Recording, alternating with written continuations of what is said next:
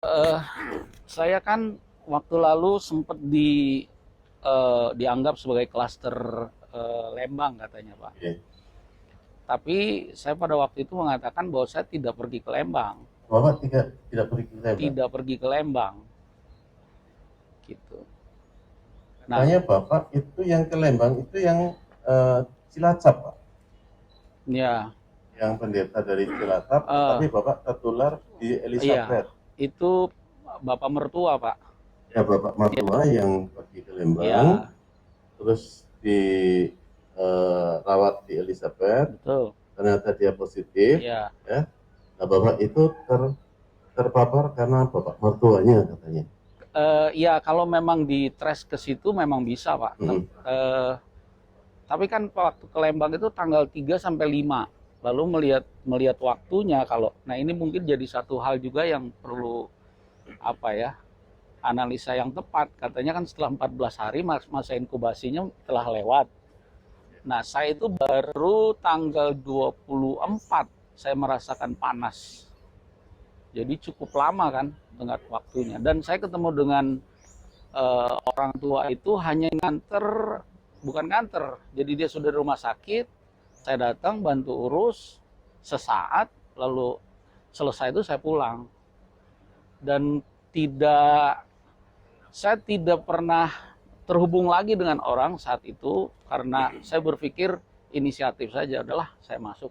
Dan memang pada waktu itu juga belum ada kesimpulan dari rumah sakit bahwa beliau terpapar. Sampai kemudian dibawa ke Margono, dirujuk ke Margono, beberapa saat itu baru. Ya, Kalau tidak dari mertua, mm-mm. itu dari siapa kira-kira? Ya itu dia Pak yang saya sampai hari ini juga berpikir dari mana ya. Paling mungkin kalau di tracing ya memang dari Ya, beliau. karena logikanya paling mungkin adalah dari mertua. Kalau Ya, kemudian kapan itu terpapar, kapan ini waktunya agak panjang-panjang, virus ini misterius, Pak. iya betul. Ada yang sudah pulang, Pak, kemarin dari Kebasan itu bulan Desember, Pak. Hmm, Dia dari Jakarta bulan Desember, kemudian eh, tapi anehnya orang tua itu baru 1 bulan yang lalu kena, ya, hmm. yang itu yang meninggal dunia, yang klaster Kebasan itu. Jadi itu hitungannya nanti dengan ahli epidemiologi itu tahu itu. Ya. Karena saya bersama-sama dengan istri pada waktu Oh, urus itu. Nah istri saya sama nggak istrinya negatif ya, istri tidak apa-apa. negatif. Tapi bapak ada gejala atau tanpa gejala? Ada Pak. Saya Gejala aja, tanggal 24 tuh panas panas tinggi, panas ya. ya sampai 38,5 mau waktu itu di rumah diukurnya. Oh, bapak ngukur sendiri. Iya pakai termometer biasa Ah, itu. ah. Karena memang di rumah ada. Lalu kemudian sama istri saya inisiatif kasih obat penurun panas. Ya Normal masih ya, ya normal. masih belum terpikir apa-apa sebenarnya.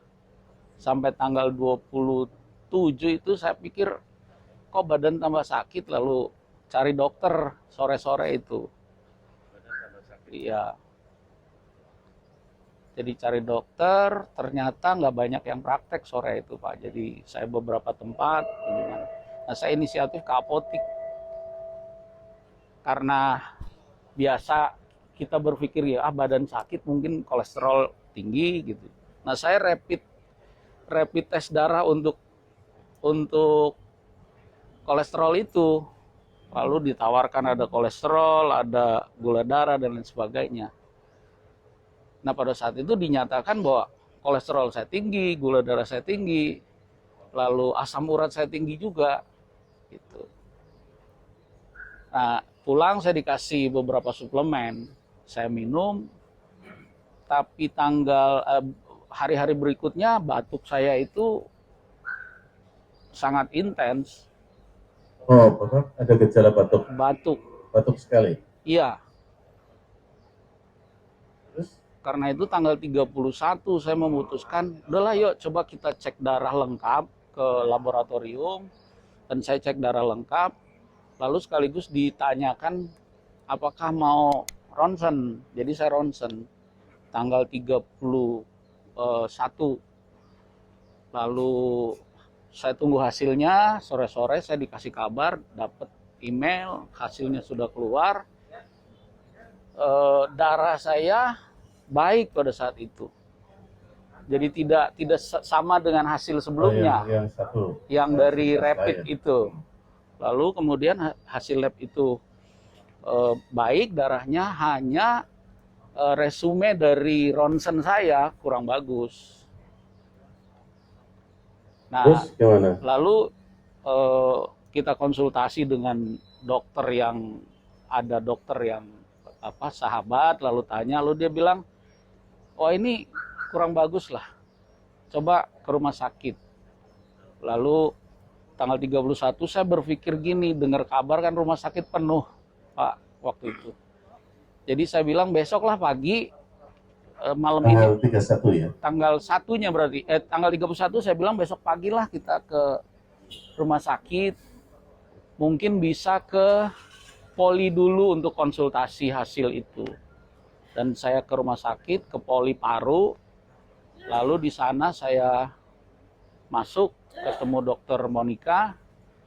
Lalu dilihat hasil dari ronsen itu, dokter Monica tanya saya, trace saya, dan dia bilang, Bapak harus masuk hari ini. Bersedia nggak? Saya bilang, saya bersedia. Dan saya sudah nafas sepanjang 31 malam itu sampai dengan saya di rumah sakit itu, nafas saya sudah tersengal-sengal, sudah. Napasnya sudah tersengal. Saya udah nggak bisa jalan pakai kursi roda, dari depan itu udah sampai ke Poli. Saya kursi roda. Tersengal-sengal. Iya. Tidak bisa jalan ya. Kalau orang mengatakan itu seperti dadanya itu ditumpangi batu, betul? Iya, betul. Gitu. Betul. Sekali napasnya. Iya. Lalu berapa lama Bapak merasakan susah napas? Jadi hari itu saya masuk tanggal 1, dokter Monik bilang harus masuk, dan saya masuk. Saya ditanyakan bersedia nggak, ya saya bilang saya nggak punya pilihan, soalnya ikut apa yang dokter katakan. Terus saya masuk, tanggal 1 sampai dengan tanggal 5 itu, wah saya rasa cukup berat. Mungkin tanggal 5 sudah mulai berkurang, Pak. 4 hari Bapak merasakan sesak napas. Dan itu saya rasa saya simpulkan lewat masa-masa krisis lah, masa kritis ya. Karena kalau orang bilang rohnya sudah keluar, Pak. Roh. Karena saya merasakan malam itu saya tertidur di ranjang, sebelah kanan saya lihat saya sendiri sambil pegang ranjang. Di bawah ada pribadi yang, di kaki saya ada pribadi yang lain, di kiri ada orang yang lain. Jadi waktu itu saya sudah ingat apa-apa. Iya, ingat sih, ya ingat kalau makan itu sudah meninggal. Iya, jadi kalau saya sadar, saya seperti ngobrol, tapi waktu saya sadar, oh saya sendirian ya di ruang ini gitu. Ada gitu antara sadar dan tidak sadar. Seakan-akan rohnya itu udah keluar gitu ya. Karena memang sakitnya berat sekali. Ya. Jadi kesimpulannya ini bertolak belakang dengan Pak Sono. Kalau Pak Simpson itu betul-betul merasakan sangat luar biasa ya, sakitnya ya. Dan Bapak merasa itu seakan-akan nyawanya itu sudah keluar ya. Karena betapa menderitanya. Inilah, ini fakta ya, fakta dari dua sisi. Padahal kalau dilihat dari segi fisik ini hampir sama nih ya. Bapak juga kelihatannya umurnya juga nggak begitu jauh ya, dan badannya juga termasuk dari dari gesturnya itu termasuk badan sehat Pak ya. Bapak juga senang olahraga ya? Tidak terlalu rutin sih olahraga. Tidak terlalu rutin, tapi makan biasa. Makan biasa. Ya. Selama ini tidak pernah jarang sakit atau? Hampir tidak. Ya ada, cuma biasalah. Hampir tidak pernah sakit ya. Tidak. Artinya normal ya. Normal. Katanya normal dan sebagaimana orang biasa. tapi begitu terkena kemudian merasakan gejala yang sangat luar biasa. Kesannya gimana? Kesannya itu penyakit ini bagaimana? Ya, Berbahaya, saya kan berbahaya, sangat berbahaya. Saya kemudian mencoba membaca beberapa literatur dan lain sebagainya. Apa yang saya alami di tingkat katanya pneumonia itu kan paling akut katanya di COVID ini. Jadi saya merasa bahwa ya luar biasa kalau saya bisa sampai melewati masa 1 sampai 5 hari itu, lalu 6 hari saya kemudian bisa membuka komunikasi lagi dengan banyak orang. Bapak sangat bersyukur ya. Sangat bersyukur. Sangat bersyukur. Artinya penyakit ini berbahaya sekali. Iya. Sangat berbahaya sekali. Kalau orang mengatakan bahwa napas itu cuma sampai di atas dada saja, betul nggak? Iya Pak. Saya dari ranjang ke kamar mandi rumah sakit itu di ruang isolasi itu kan dekat sekali. Iya. Jadi kalau saya lepas ini, saya sampai sana itu seperti dicekik. Makanya saya pada hari pertama rasanya seperti dicekik. Iya, udah nggak bisa nafas. Nggak bisa nafas. Iya. Jadi harus cepet-cepet balik lagi gitu. Itu juga udah sampai deranjang udah langsung. Makanya gitu ya. Hari itu saya minta sama perawat di sana, saya bilang, boleh nggak saya disediakan oksigen yang tabung kecil untuk ditaruh di depan kamar mandi. Jadi pada waktu saya ke sana, lepas ini langsung sambung. Karena ini kan dari sentral, nggak bisa pakai. Ya, ya. Ini sambung. Ya hari itu juga disediakan. Hari itu. Jadi kalau lepas dari oksigen itu begitu Bapak berat sekali. Nggak bisa. Yang dikata orang itu tidak tertolong di rumah sakit, dia hanya dirawat di rumah, pasti habis ya. Ya mungkin kalau saya merasakan seperti itu Pak. Jadi kalau tidak segera ditangani dengan cara yang tepat, orang bisa. Kalau tidak ditangani dengan cara yang tepat, disuplai oksigen dengan baik, dirawat dengan baik, maka bisa jadi hanya kemungkinan terjadi. Ya. Oke, itu jadi dua pendapat. Ini fair, ya fair. Saya juga nanti harus menyampaikan. Ini ada dua pendapat seperti ini seperti ini seperti ini. Kesimpulannya adalah, ya, kalau saya dapat simpulkan, kesimpulannya adalah bagi orang yang beruntung, ya, dengan stamina kuat, ya, maka itu akan menjadi OTG, ya. Tetapi bagi yang tidak beruntung, ya, walaupun dengan stamina kuat, Bapak kan stamina kuat sama, maka ini sangat berbahaya. Dan yang seperti Bapak, jumlahnya itu kemarin kalau saya simpulkan sudah ada 4, 13, berarti berapa? 11 ditambah 3, 14 ya, 14. 4 itu seperti Bapak, 10 seperti Bapak. Gitu, ya. Nanti saya akan simpulkan, nanti saya akan bikin grafik aja seperti ini, ya. Kalau dari pemerintah, ya, dari saya setelah melihat begini, karena kondisi masyarakat itu sangat majemuk, maka kesimpulannya sangat berbahaya. Sangat berbahaya, dan kita harus melakukan pencegahan semaksimal mungkin. Jauh berlebihan, jauh lebih baik daripada kita itu ceroboh, ya. Jadi kenapa kemudian dari pemerintah pusat, dari pemerintah provinsi, kemudian dari kita itu sangat hati-hati, karena tidak semua orang seperti Pak Darsono, ya. Ada banyak orang seperti Pak Simpson, ya.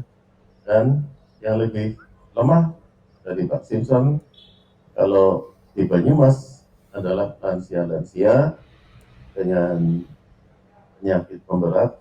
Itu sudah kami hitung secara statistik, jumlahnya ada 120.000 orang.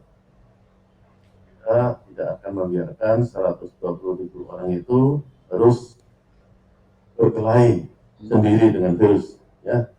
Kita yang harus memberikan tameng kepada mereka supaya orang yang lebih lemah daripada Pak Simpson ini tidak terkena, karena yang jumlahnya 1.800.000 ini seperti Pak Sono, ya, kita biarin aja, ya, tapi saya nggak bisa milih, gitu kan. Di antara segini ini yang kayak Pak Darsono itu yang mana, yang kayak Pak Siswa di mana saya nggak tahu. Yang saya tahu Pak Siriono saja yang kayak Pak Darsono. Yang lain itu ragu-ragu saja.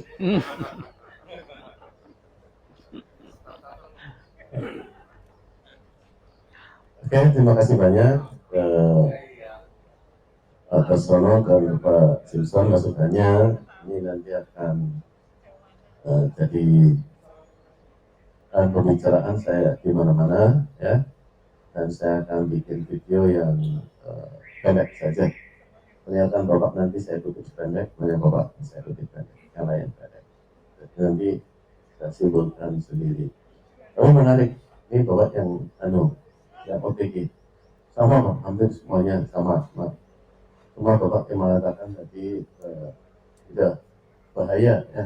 Kalau yang lain, walaupun OTG mengatakan sangat bahaya Pak, wah ini belum dewek tuh, ini kayak apa, Pak Bungkus, gitu. Pak Bungkus mana aku tembak, harus sama dari ini. Pak Bungkus itu yang tua juga, itu juga cerita sama dengan Bapak. Dia juga mengatakan, waduh, kalau saya itu tidak ditolong saat itu mungkin tidak lebih 2 hari itu jadi lehita lah, itu sekaligus tolong. Itu matur nuwun Bapak berdua, ya, semoga ini bermanfaat dan jadi pelajaran bagi masyarakat banyak, sehingga masyarakat nanti bisa menilai diri sendiri dan dibandingkan dengan kondisi itu, maka dia akan bisa menjaga diri sendiri, ya.